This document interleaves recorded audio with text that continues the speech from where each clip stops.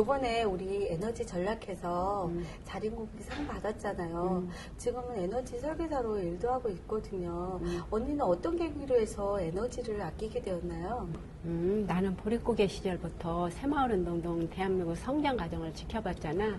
그런데 부족함 없이 살아온 요즘 젊은이들은 물이며 전기며 내가 필요하면 언제까지나 공급될 거라는 생각에 전략할 생각 없이 모든 자원을 펑펑 쓰는 모습을 보면 안타까움에 에너지를 아끼게 되었어. 아, 그렇구나. 저 같은 경우에도 결혼하기 전에 그냥 전기요금 생각도 안 하고 물 쓰듯이 팍팍 썼거든요.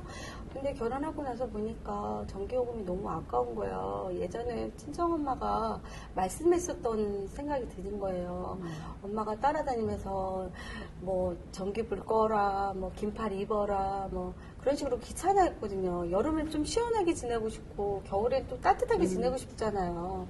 그런데 결혼하니까 그게 아닌 거예요. 그래서 저는 이제 그렇게 됨으로써 이제 전기요금을 아끼게 되었거든요.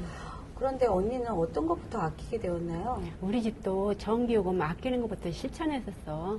아, 그러셨구나. 전기요금은 주부라면 다 전기요금부터 아끼나 봐요. 저 같은 경우는 보니까 빈 방에 있는 전기불부터 끄기 시작했거든요. 그런데 화장실을 보니까 자주 켜고 나오는 때가 많아요. 그래서 화장실 이렇게 보면 백열등으로 되어 있어요. 그래서 백열등으로 된 것을 형광등으로 바뀌고 아이들에게 전기불을 끌 수 있게끔 교육도 시키고 얘기도 해줘서 철저하게 아꼈거든요. 그리고 집에 보면 전등이 이렇게 방마다 하나씩 있는 전등을 2개씩 있는 걸 하나씩 뺐어요. 그래서 또 아이들이 책 보거나 공부할 때 불편할까봐 어떻게 하나 이렇게 봤더니 불편하지도 않고 뭐 하더라고요. 그래서 우리가 고정관념에 그냥 밝게만 살아야 된다는 생각을 갖고 있었구나 라는 생각이 들더라고요. 그러면서 저는 이제 에너지를 아끼게 되었거든요. 언니 같은 경우에는 전기를 아끼는 어떤 방법으로 아끼게 되었나요? 전기 전략 가장 기본이 되는 것이 쓰지 않는 가전제품을 플러그를 뽑기 시작했어. 그런데 조금 불편하더라도 사용하지 않는 플러그를 뽑는 것만으로 전기가 절약되기 때문에 우리 가족은 열심히 뽑았지. 뽑는데 힘들지 않았어요. 저희 같은 경우에는 아이들이 어려서 그런지 코드를 뽑는 게 그다지 쉽지는 않더라고요. 그래서 멀티탭을 사용했거든요. 멀티탭은 손으로도 끄지만 우리 같은 경우에는 재밌으라고 발로 끄거든요. 그러니까 아이들이 서로 끄려고 그러더라고요. 그래서 뭐 잘 끄고 있거든요. 그리고 보니까 언니네 저번에 놀러 갔더니 집이 전기 제품이 별로 없어요. 그래서 사용하는데 좀 불편하거나 아니면 힘들지 않으세요? 힘들거나 불편하지 않아. 거의 모든 가정에 구비되어 있는 청소기, 전자레인지, 김치냉장고, 에어컨 이런 가전제품이 우리 집에는 없어. 꼭 필요한 가전제품은 조금 불편하더라도 사용하지 않고 생활하고 있고, 우리 집은 90년대 구입한 세탁기가 있는데 큰 이불빨래를 제외하고는 거의 모든 건 손빨래를 하면 사용하지 않을 땐 항상 플러그를 뽑아놨어. 아, 그랬구나. 그래요. 잘하셨는데요. 세탁기 같은 경우에는 주부들이 빨래를 같이 모아서 빠는 것들을 빨아서 하면 전기요금이 주는 건 다 알고 계시는데 코드는 절대 안 뽑더라고요. 그래서 제가 주위에 엄마들한테 코드 뽑으면 전기요금 10%는 아낄 수 있다고 홍보하고 막 그랬거든요. 그랬더니 엄마들도 몰라서 그렇지 코드를 뽑는다고 하더라고요, 이제는. 그래서 그렇구나 이렇게 생각을 했어요. 그리고 언니 같은 경우 언니네 집에는 우리 집처럼 단독주택으로 되어 있어서 여름에는 또 덥고 겨울에는 또 춥고 그럴 때는 어떻게 생활하고 있어요? 우리는 여름엔 괜찮아. 부채 하나로 해결하며 여름은 여름이라 덥고 겨울은 겨울이라고 춥지. 그런데 유독 추위에 약한 나와 딸아이가 가장 힘든 것이 겨울철이야. 우리 집은 지은 지 오래된 건물이라 우풍이 세고 단열이 안 돼. 집이 너무 추워. 그래서 겨울이 되면은 밖에서 들어오는 차가운 바람을 차단하고 밖으로 빠져나가는 열 손실을 줄이기에 신문지나 허울솔 돌돌 말아 창틀에 끼워놓고 틈새를 막고 창문마다 비닐막을 쳐서 열 효율을 높이게 돼. 그래서 영하로 내려가는 겨울날에도 낮은 온도로 하루에 서너 시간만 보일러를 가동하면 우리 가족은 잠자기 전에 할 일이 있어.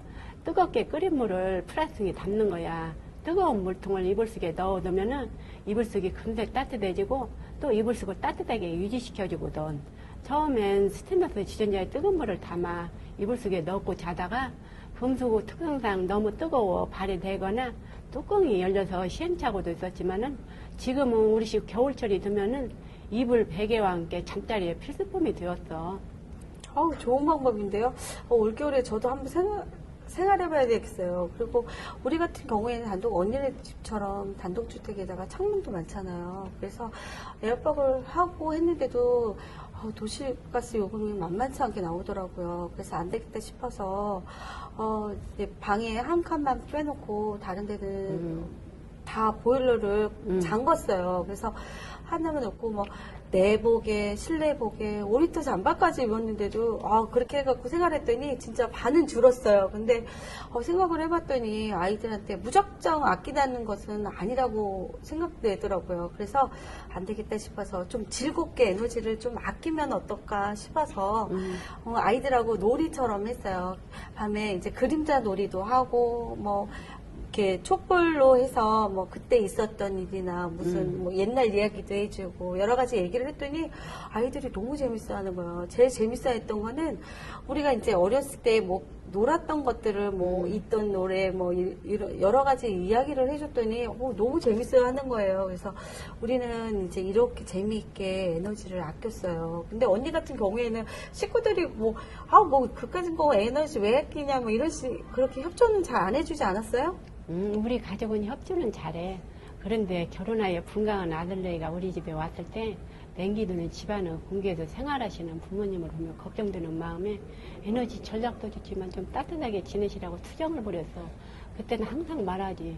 내가 따뜻하고 풍족하게 생활한다면 이 다음 너 자녀한테는 더 이상 쓸 수 있는 에너지가 없고 환경도 나쁘게 된단다 하면 설득하여 속상해하는 아이들의 마음을 달랬어. 잘하셨네요.